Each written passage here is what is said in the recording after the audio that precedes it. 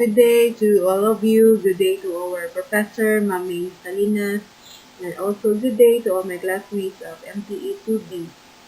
This is Arcedel A. Maxilom, and I am tasked to discuss and to report about organizing the school, purpose and advantages of occupational advisory and the functions of the advisory committee, selecting representation members of the advisory committee, characteristics of an effective committee, and formalizing the organization.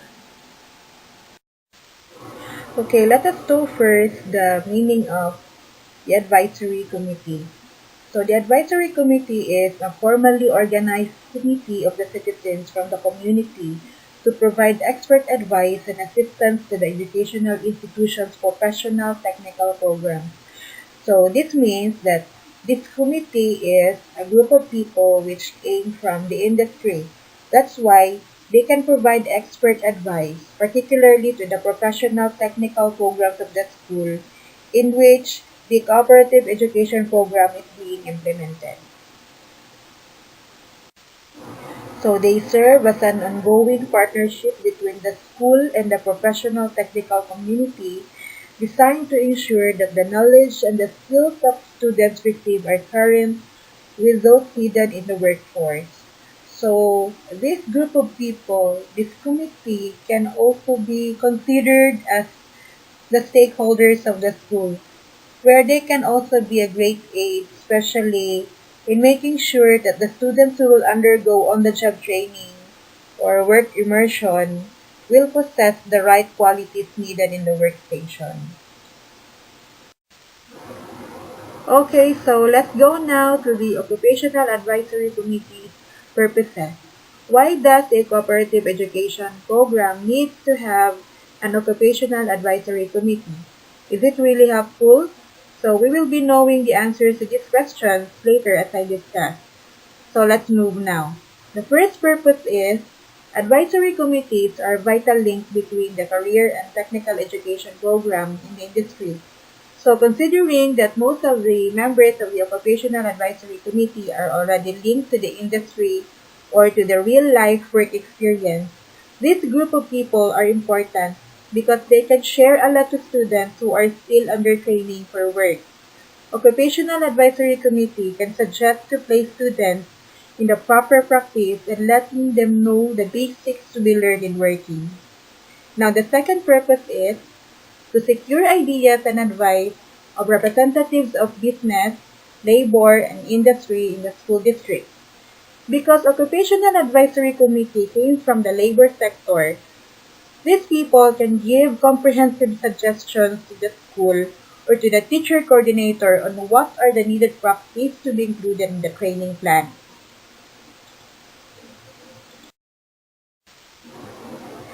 Next purpose is to study community situations and determine community needs.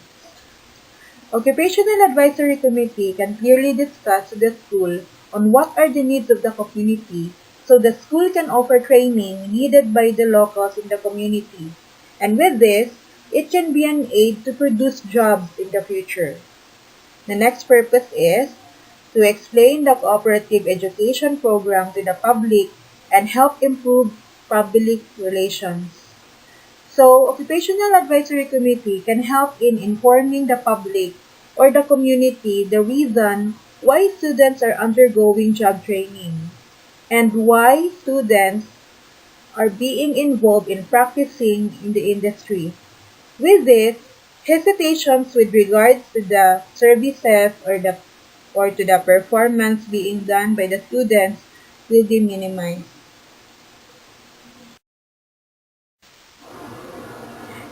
Next purpose is to correct the teacher coordinator's blind spots in areas where the community is better informed.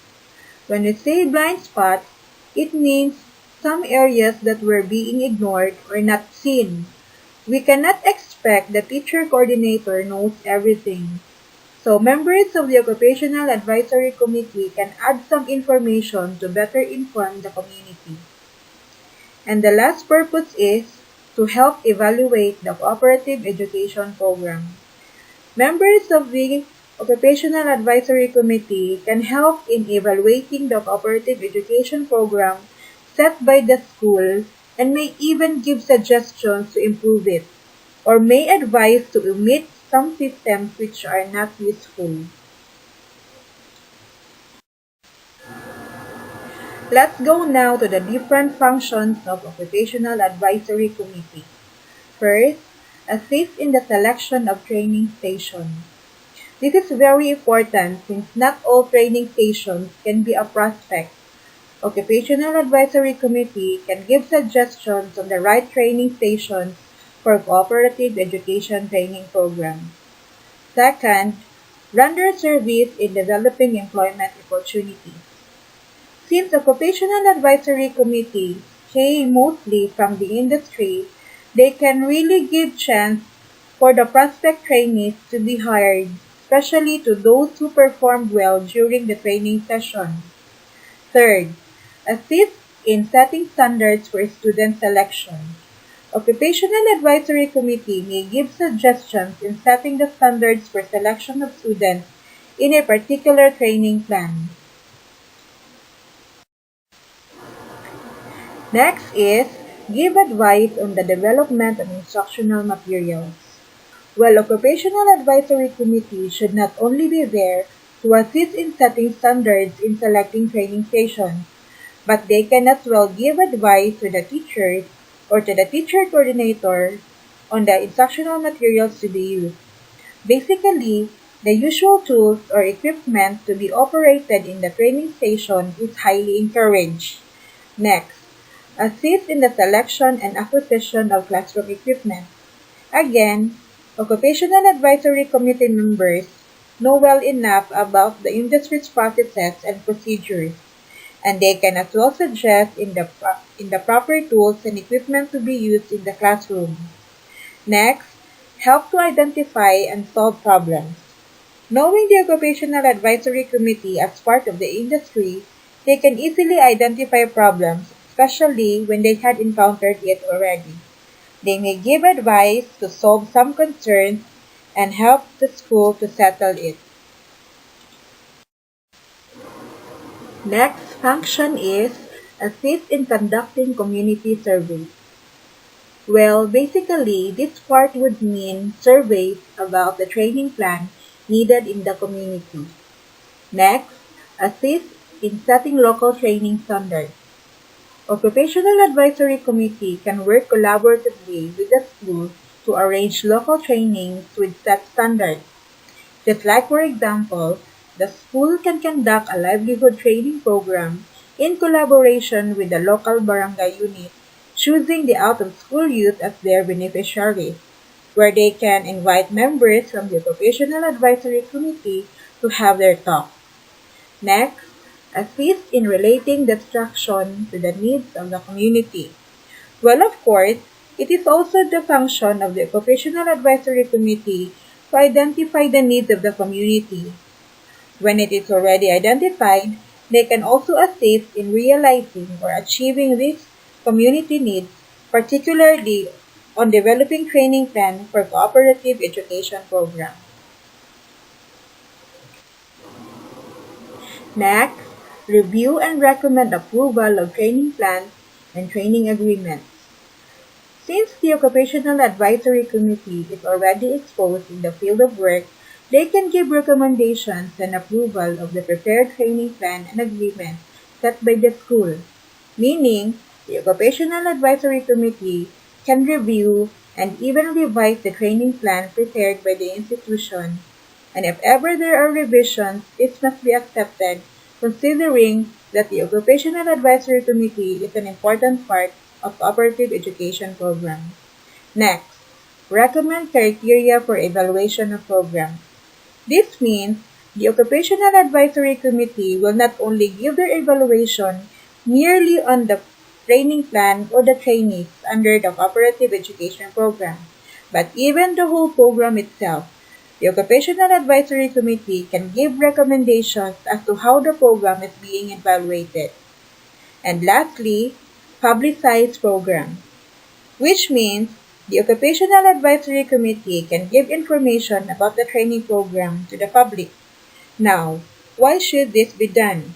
Well, in my own opinion, letting the public know about the training program is a way of informing them that the students under the cooperative education program truly undergoes a serious practice for future career choice.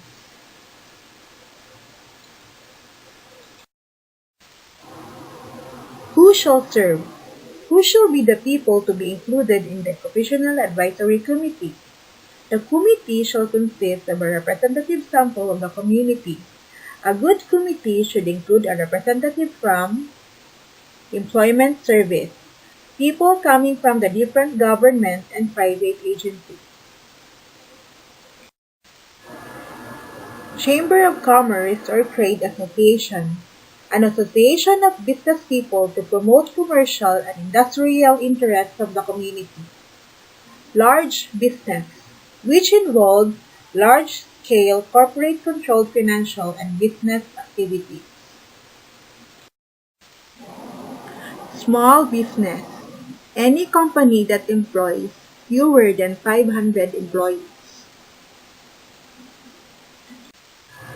Management, which includes the setting of strategy of an organization and coordinating the efforts of the employees.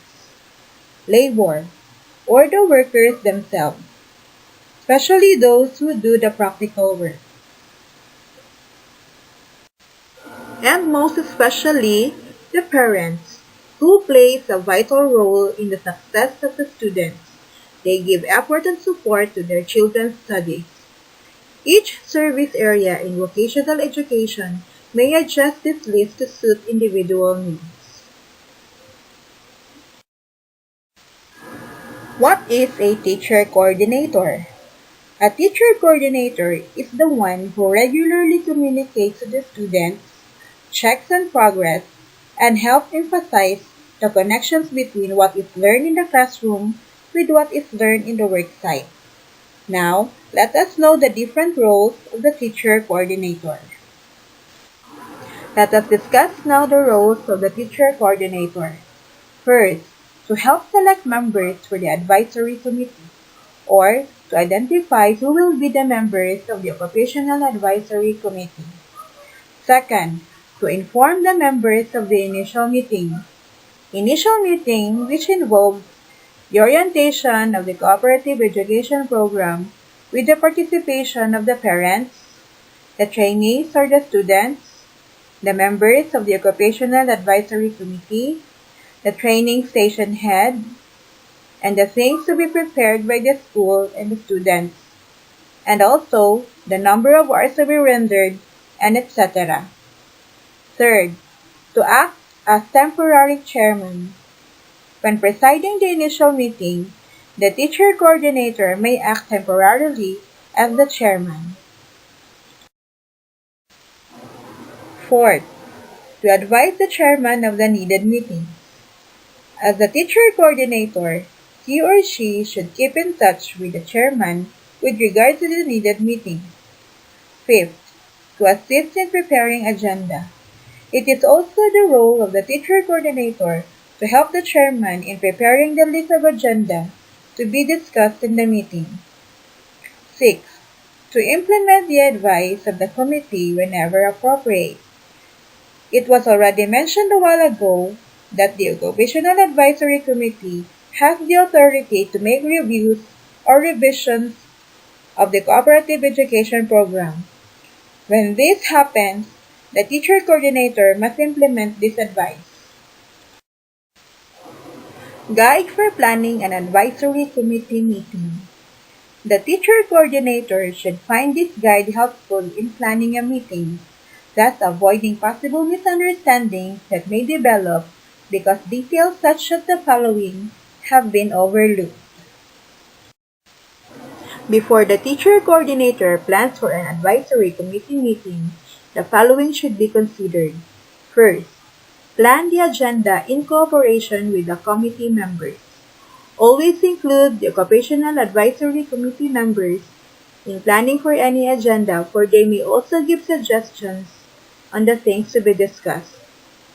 Second, prepare materials presented. Before the meeting, prepare ahead the needed materials such as notepads and ballpens. Third, reserve a meeting room. When the agenda is already finalized, the teacher coordinator may now reserve for a meeting room.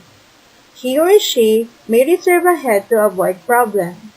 Also, emphasize the needed equipment in the meeting like sound system, microphone, and whiteboard. Make sure also that the meeting room is comfortable and conducive.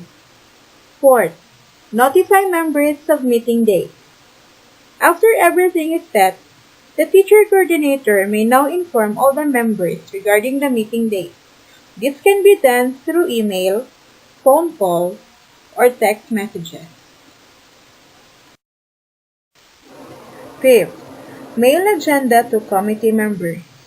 It is important that the teacher coordinator must have an active email address of all the committee members.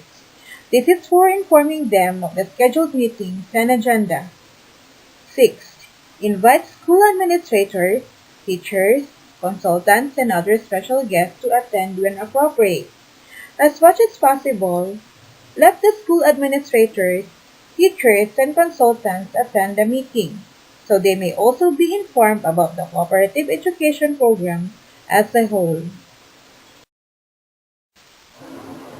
7. Check the room reservation a few days before scheduled dates of meeting. To avoid problem, constantly check the room reservation. Make sure that the room is already booked for the scheduled meeting. 8. Check the physical facilities of the meeting room. Make sure the room can accommodate the number of participants in the meeting. 9. Check special equipment needed for the meeting room. As what is mentioned a while ago, make sure that the equipment needed for the meeting is available, like sound system. 10. Call members to remind them of the meeting. If possible, call members a day before the scheduled date of the meeting to make sure that they did not forget it. 11. Mail minutes of previous meetings to committee members and school administrators. It is also the duty of the teacher coordinator to write the minutes of the meeting.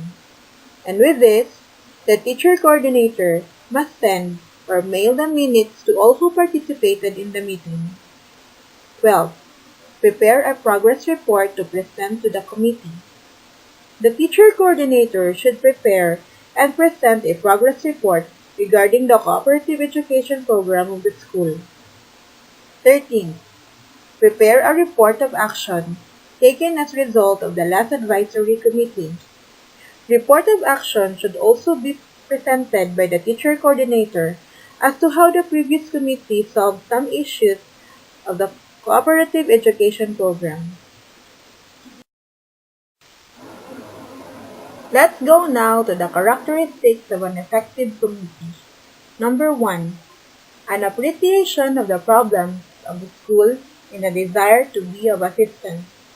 Effective committee must treat problems as challenges and should be willing to solve it.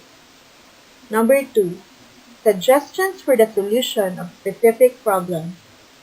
An effective committee must give good suggestions to solve problems and concerns.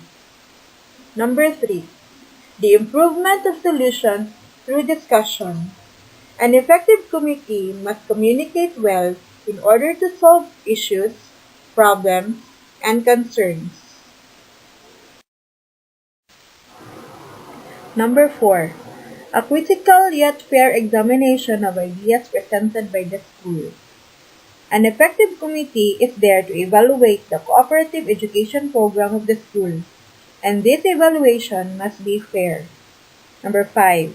A willingness to assist in the implementation of recommendations. Since the advisory committee can revise some items in the training plan set by the school, an effective committee must also assist in implementing these recommendations. Number 6. Encouragement and public support of the cooperative vocational education program and personnel.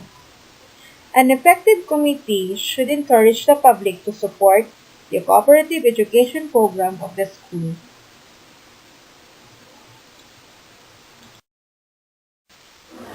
Who will be the chairman of the advisory committee?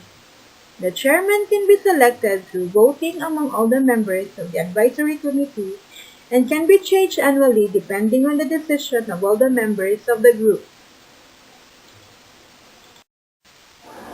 The chairman of the advisory committee is the key member of a committee, and its success will depend largely on the leadership he provides. Also, he must be sensitive to the views of the members. He should be able to listen critically and criticize intelligently. When the advisory committee has already members and already chooses its chairman, it is now called formal organization. A formal organization should have the following. First, a set of rules will designate specific duties and a pattern of organization and will further clarify the position of the advisory committee with the school. There must be rules as to what are the limitations of each members do and what are the duties they must perform.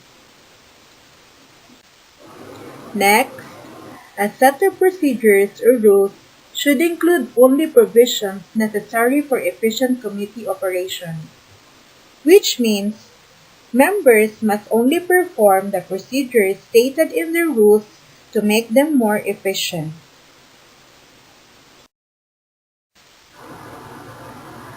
An advisory committee works best in an atmosphere of friendly cooperation. An informal set of rules and responsibilities can be prepared to guide the committee in its work. This should be a set of positive statements rather than a list of functions. Before I end up my presentation, let me leave you this quote from Sylvia Matthews Burwell, which says, "Job training empowers people to realize their dreams and improve their lives." Thank you so much, everyone, and God bless.